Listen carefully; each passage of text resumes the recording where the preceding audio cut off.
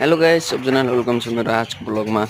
आज चाहिँ म हजुरहरूको डिमान्ड अनुसार इभिनिङ ब्लग लिएर आएको छु। म साँझतिर के गर्छु त स्कुलबाट आइसकेपछि मलाई एकदमै खुसी पनि लागिरहेको छ। हजुरले मलाई छिटै नै 1000 सब्सक्राइबर पुऱ्याइदिनु भएको छ। मलाई फेरि अझ आशा छ हजुरहरूले मेरो 1000 मोनेटाइज पनि छिटै गराइदिनु सक्नुहुन्छ गाइस। यता चाहिँ गर्मी भएको धेरै कारणले म चाहिँ आज गन्जीमा ब्लग बनाइरहेको छु। हेर्न सक्नुहुन्छ म अहिले फुलमा पानी हालिरहेको छु।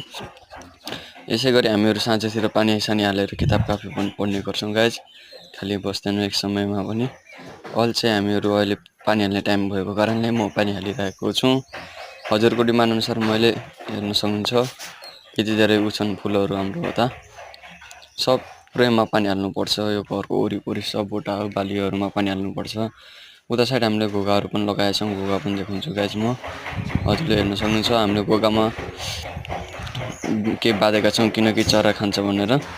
हामीले अब धेरै तरकारी बालीहरू पनि लगाएका छौँ। फर्सी, काँक्रा, करेला आदिहरू लगाएका छौँ। हेर्न सक्नुहुन्छ।